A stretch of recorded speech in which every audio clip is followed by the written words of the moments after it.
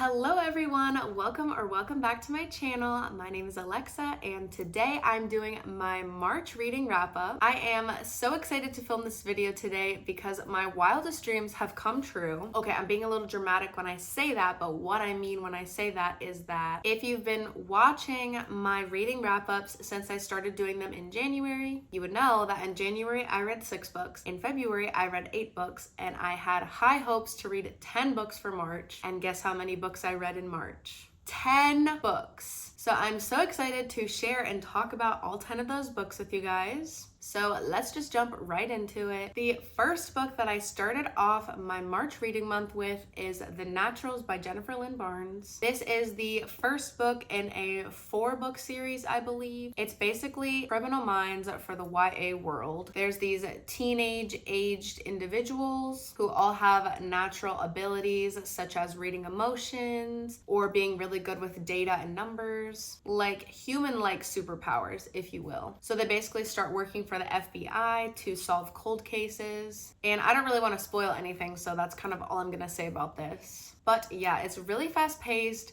really bingeable, and just a really well done storyline. I'm really excited to keep reading this series because I really enjoyed this one. As soon as I finished it, I did not walk, I ran to Barnes & Noble to buy the rest of this series. So yeah, I think that's all I really need to say about this one. A great read. My next book was actually an audiobook.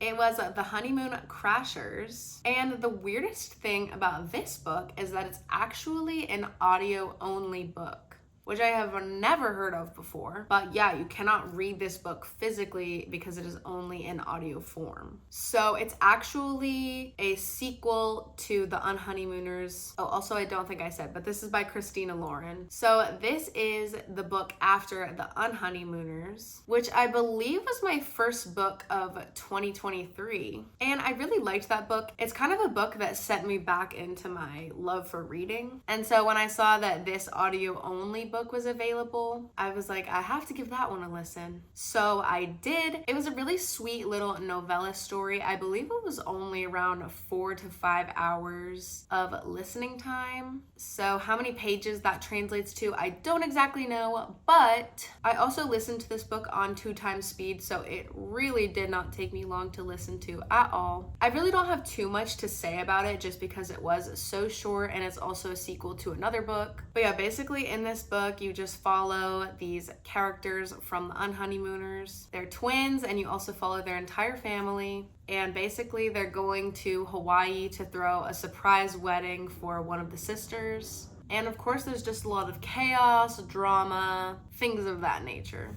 So yeah, it was good. I liked it. That's all I have to say on that one. The next book that I read in March, I don't have a physical copy of because I got it from the library. And this was actually the March book club pick for my work book club. And wow, I really loved this book. A lot of people say that this book reminds them of Charlie and the Chocolate Factory reimagined. I believe it's like a women's fiction / magical realism type of genre. And basically we follow the main character. I think her name is Lucy. She's a teacher and she really wants to adopt this little boy that is in foster care that's in her class at school, but she doesn't have enough money and she has these like sloppy roommates and she's just not an ideal candidate to adopt this boy. And within this book, there's a book series called Clock Island, and the kids in Lucy's class love this book series, especially the little boy that she wants to adopt. And the author of that book series ends up writing another book, but he only makes 1 copy of it, and he invites various people to come to Clock Island where he lives and basically compete in a series of riddles, games to win that copy of the book, which is the only one in existence. So that's kind of the premise of it. It is very short. I believe it's only about 270 pages, somewhere around there. And I really liked this book. It feels like you're reading a book that you would have read as a kid. I used to love Junie B. Jones, the American Girl doll books, Magic Treehouse books, choose your own adventure books, all those kind of like early 2000s books I loved as a kid. And this book encapsulated the essence of those kinds of books, but in the form of an adult fiction book. So yeah, if you want to feel like you're reading a kid's book, but you're actually reading an adult book, this one's gonna be for you. The next book, The Resort by Sara Ochs. I don't know how to say it, but this was my book of the month pick for February. I don't even know where to begin. I really want to read the description from the book and then talk about my thoughts on this book. Welcome to paradise. We hope you survive your stay. There are 3 rules to follow during a vacation at the famous Koh Sang Resort. Number 1, leave the past behind. When Cass sets foot on the coast of Thailand's world-famous party island, she's searching for an escape. With dark secrets following her every move, Koh Sang becomes the perfect place to hide. Number 2, always be careful who you trust. Now, years later, Cass is a local dive instructor alongside the Permanents, a group of expats who have claimed the island as their own.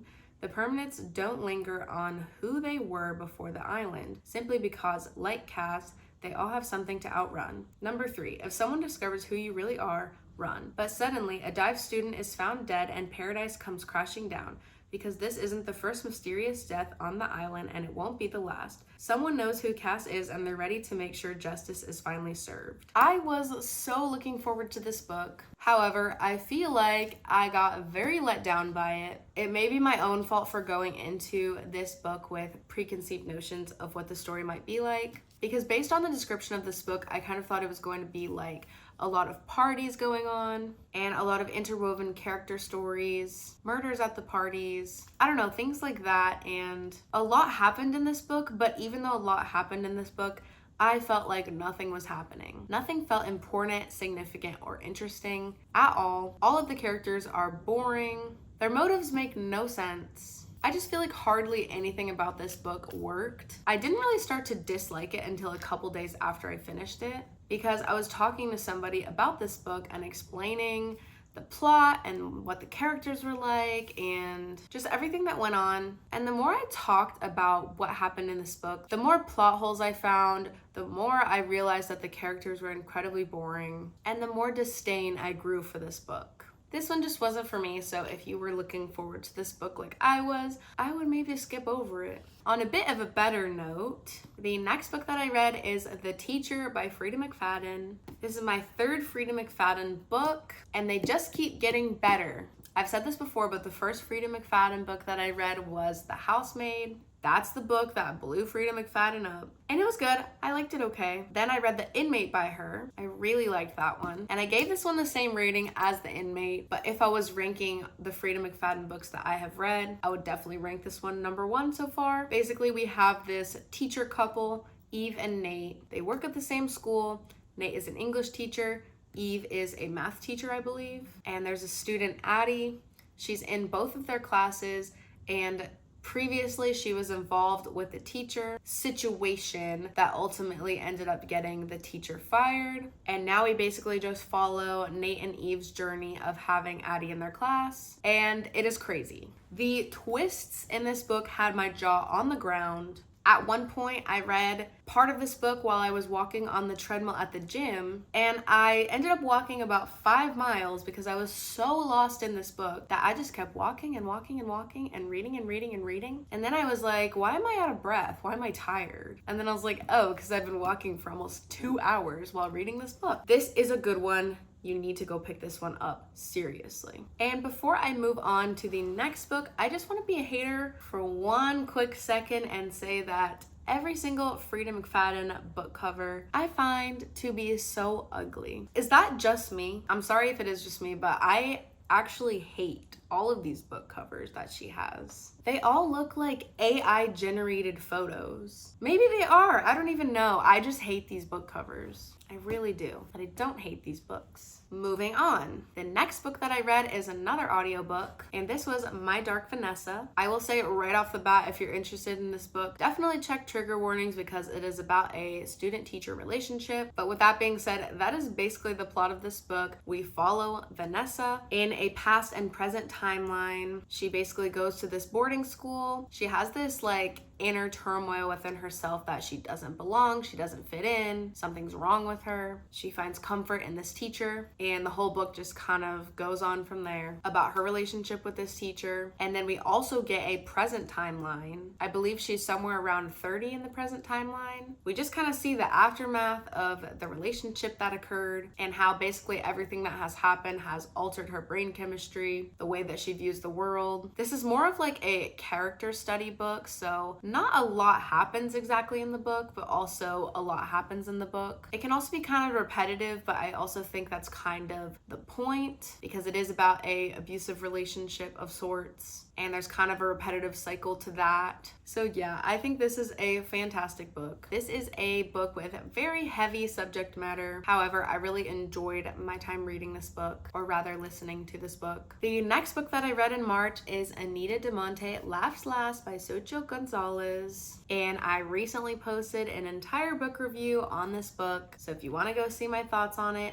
I will link that video in the description below. But yeah, I really didn't like this book too much. I'll just say that. Next, I read a book on my Kindle, and this is The Exception to the Rule, another Christina Lauren book. And this is actually the first book in, I believe, a 6-book series. A bunch of popular romance authors basically did this type of collaboration with Amazon, and they basically just made all of these little novellas that all kind of go together, and they're on Kindle Unlimited, so I downloaded it for free. It took like less than a day to read. It was really, really cute. I definitely want to continue on with the 6-book series. I believe that they all follow different characters, but in this book, we follow 2 different characters.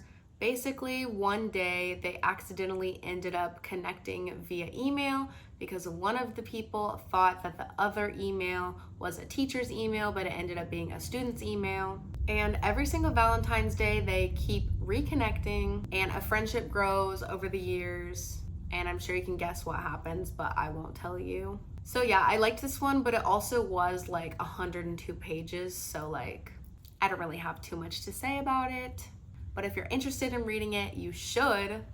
And then the next book that I read was Killer Instinct, and this is the 2nd book in the Natural series. Basically, same situation as the first book, but basically we're just in a different case. There's some new characters. The existing characters develop. I'm really excited to get to the 3rd book because this one left off in an interesting place. So we'll see. And then the last book that I read is Hollow Kingdom by Kira Jane Buxton. And this book is actually going to be in an upcoming video, so I don't want to say too much about it, but I will kind of explain the premise a little bit. Basically, we follow a domesticated crow named ST, and essentially we discover that ST is coming to grips with his new reality, which is basically an apocalyptic world where a disease has taken over humans. And so he has to kind of try and figure out how to live in this new world without his human, and he begins to befriend other animals. And this book is actually hilarious. I never like chuckle or laugh out loud like when I'm reading books, but this book actually had me chuckling, laughing, underlining, tabbing. I still need to like go back and finish my tabs because I just underlined a bunch of stuff that I wanted to come back to and put tabs on. So I need to finish that at some point, but there were a ton of points in this book where I just wanted to put a tab in it because I just thought the writing was so funny. So yeah, I had a really good time reading this book, and I'm excited to get the video out that this book is in because I really think you guys are gonna like it. But yeah, that is actually the last book that I read in March. And I am so excited for April. There is just nothing I love more than the fresh start of a new month. My reading slate is clear. So yeah, I think with all that being said, that is gonna be all for today's video. Those are the 10 books that I read in March. If you liked this video, make sure to give it a thumbs up and leave a comment down below letting me know anything you wanna let me know. Make sure to follow me on Instagram, and also make sure that you're subscribed so that you can see more videos from me in the future. And I will see you guys in my next video. Bye.